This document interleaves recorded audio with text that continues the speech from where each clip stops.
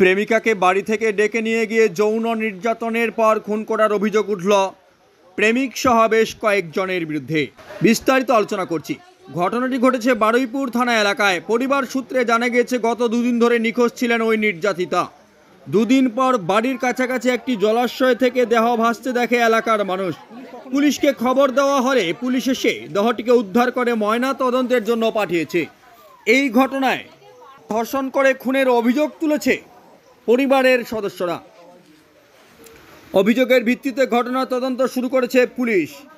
ইতিমধ্যে প্রেমিক সহ দুজনকে গ্রেফতার করেছে বারুইপুর থানার পুলিশ। নির্যাতিতার সাথে ফেসবুকে আলাপ শুরু হয় নির্যাতিতার মামার বাড়ি এলাকার যুবক অজয় মণ্ডলের। অজয়ের বাড়ি ছিল মদনমোহনপুরে।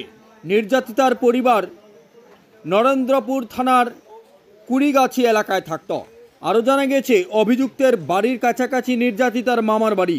শুক্রবার রাত 8টা নাগাদ প্রেমিকাকে অর্থাৎ ওই নির্যাতিতাকে ডেকে নিয়ে যায় তার প্রেমিক এবং ওই দিনেই রাত্রি 11টার পর থেকে তার ফোন বন্ধ থাকে।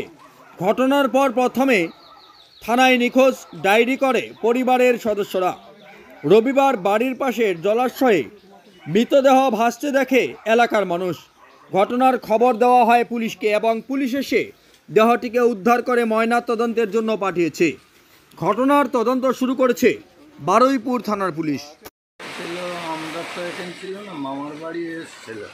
এখানটা ভোট দিয়ে বইকেলে আসে, আসার পরে এখানে মামার বাড়ি থাকে। কিছুদিন পরে শনিবার দিন বাড়ি যাবে বলছিল। তা ওই দিন আজকে ওরা ফোন করে ডেকে নিয়ে গিয়ে ডেকে নিয়ে গেছিলো ওই যে ছেলেগুলো করেছে মেরেছে তারা এইসব ডেকে নিয়ে গেছে। তার মধ্যে পার্টিকুলার কেউ ডেকেছিল, তার নাম কি? নাম অজয় নিয়ে গেছে। তার সঙ্গে কি আপনার মেয়ের কোনো সম্পর্ক ছিল? আমরা তো জানি না। এখানে এসছে 15 দিন ধরে হয়েছে, এরকম এসেছিল আসতে ওরা। তারপরে এখানে তো আমরা থাকি না, আমরা থাকি সোনাপুরে। অজয় মণ্ডলের সঙ্গে পরিচয় কী করে হলো আপনার মেয়ের?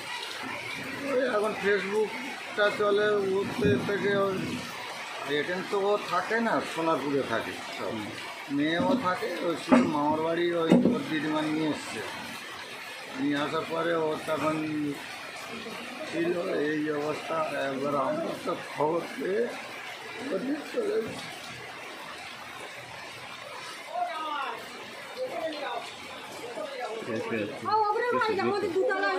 কি হলো কি হলো? ওরা নিয়ে চারজন মিলে ধরে নিয়ে গিয়ে কোনো শারীরিক নির্যাতন হয়েছে? শারীরিক তো নির্যাতন ওরা করেছে কি ঠিক আমরা তো বলতে পারবো না। কারণ আমরা তো ছিলাম সোনারপুরে। আমরা যখন বডি উদ্ধার হয় তখন কি জামা কাপড় সব পরা ছিল? হ্যাঁ, জামা কাপড় পরা ছিল। গায়ে কোনো দাগ টাগ ছিল কিনা দেখেছেন? জিব্বার হয়ে গেছে, গোলার চিপেছে, এইগুলো সব। তো ওকে কি শারীরিক নির্যাতন করা হয়েছে এরকম কোনো অভিযোগ আপনারা করছেন? মানে ওরা একজন নাকি দেখেছিল অরুণ বলে, সে ওই দিনে আর খবর দেয়নি। যেদিনে আমরা লাস্টটা খবর পেয়ে গেলাম, যেটা ও বলছে যে আমি দেখেছি এরকম চারজন মিলে টেনে নিয়ে যাচ্ছে। তখন আমরা বললাম যে এত লোক খুঁজছে, তখন তুই বললি কোথায় টেনে নিয়ে যাচ্ছিল? ওদের বাড়ির সামনে থেকে টেনে নিয়ে মাঠের দিকে। এখন কি চাইছেন? ওদেরকে আমরা যাবতীয় কারাদণ্ড দেবো, এইটাই অপরাধ করেছে। আপনার নাম? তখন আপনি কে হন? আমি ওনার বাবা। থানায় মিসিং ডায়েরি অভিযোগ করেছিলাম। হ্যাঁ, তারপরে কি হলো? তারপরে যখন কালকে সকালে যখন লাশটা খুঁজে পেলাম, তারপরে পুলিশকে আবার ফোন করলাম। পুলিশে ফোন করার পরে পুলিশ তদন্ত করার পরে দুটো আসামিকে আমরা ধরেছি। কিভাবে লাশ পেয়ে মানে কিভাবে পেলেন? আপনারা ভাগ্নিকে খুঁজে পেয়েছেন কিভাবে? পাড়ার কিছু লোক বাগান থেকে আসার সময় তারা দেখতে পেয়েছে যে পুকুরে লাশটা ভেসে উঠেছে। কি অভিযোগটা কি করেছেন? অভিযোগটা এখন আমরা মার্ডার কেসে অভিযোগ করেছি। কিভাবে হয়েছে? আপনার ভাগ্নিকে কি জোর করে নিয়ে গিয়ে শারীরিক নির্যাতন? আমার ভাগ্নিটাকে জোর করে ফোন করে ডেকে নিয়ে গিয়ে এটা 4-5 জন মিলে ধর্ষণ করেছে। ধর্ষণ করে তারপরে কি করে? তারপর তাকে গলা টিপে মেরে দিয়েছি। যারা করেছে তারা কি পরিচিত? তাদের সঙ্গে কিভাবে আপনার ভাগ্নির আলাপ হয়েছিল?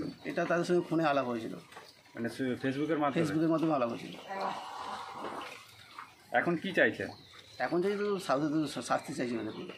কারা কারা তাদের নাম জানেন? কারা কারা এই ঘটনায়? দুজনের নাম আমরা শুনেছি, বাকি আর নাকি তাদের নাম জানা যায়নি। দুজন কারা কারা? একজন অজয় মণ্ডল, একজন দেবাশিস নস্কর। দুজনকে কি পুলিশ ধরেছে? হ্যাঁ, দুজনকে পুলিশ অ্যারেস্ট করেছে। আচ্ছা, আপনাদের অভিযোগটা কি, কিভাবে এই ঘটনা ঘটলো সেটা একটু বলুন। আমাদের অভিযোগ, আমার ভাগ্নির বাড়ি সোনারপুরে। তো কিছু দিন 15 আগে নাকি ওই ছেলেটা সোনারপুরে গেছিলো, ওকে কিছু বুঝিয়ে শুয়ে এখানে নিয়ে এসেছি। নিয়ে আসার পরেই কন্টিনিউ ফোনে কথা বলতে করতো। ওরা ভাগ্নি শনিবার দিন বাড়ি চলে যাওয়ার কথা ছিল, তো শুক্রবার দিন রাত্রে ওকে ফোন করে ডেকে নিয়ে গিয়ে এই কেসটা করেছে। ওই যেমন বাগানের মধ্যে ডেকে নিয়ে কিছু সাইড ডেকে নির্যাতন করিয়ে ওকে ফোন করেছে। ঠিক আছে, নাম আপনার নামটা? গৌতম মণ্ডল। তার নাম কি যে ভালোবাসতো? কি করে পরিচয় হয়েছিল তার সাথে? তার সাথে আমরা তো জানি না, আমাদের তো কাজে যাই, এবার আমরা কী করে জানবো যে এই 2 মাস মামার বাড়ি এসেছিলো, এই 1 মাস 22 দিন মতন ছিল, ভোটের জন্য এসছে। আর এই শনিবার চলে যাওয়ার কথা বাড়ি, আর শুক্রবার দিনকে ওই ঘটনা হয়েছে। ফোনের ওপর ফোন করে ডাকা হয়েছে, হয়ে ওই যে তোমার নিয়ে গিয়ে বাগানের মধ্যে ওই রেপ করে টোরে হয়তো কত কিছু যা হওয়ার তাই তো হয়েছে। এখন কি চাইছেন? এখন ওর আমি চাই ফাঁসি। আমার মেয়ের যেরকম করেছে, একটু মানে জলে ডুবিয়ে মেরেছে, ওর আমি চাই ফাঁসি। কতজন ছিল? 5জন তো বলছে, এখন কতজন ছিল আমরা তো জানি না। আপনার নাম? আপনার নাম? আমার নাম শ্যামলী মন্ডল। চাই ওর শাস্তি হোক। ওইরকম পোকা বাইরে ঘুরে বেড়ালে ও আবার কোন মেয়ের ক্ষতি করবে। আমরা চাই ওর শাস্তি হোক, ভালো করে শাস্তি হোক। পাড়ায় কেমন ছিল? একদম বাজে লক্ষ্য ছেলে, সব থেকে বাজে লক্ষ্য ছেলে। এমন কোনো মেয়ের পিছনে নেই, বাচ্চা থেকে বড় থেকে বউ থেকে সবার পিছনে লাগে। কি করে?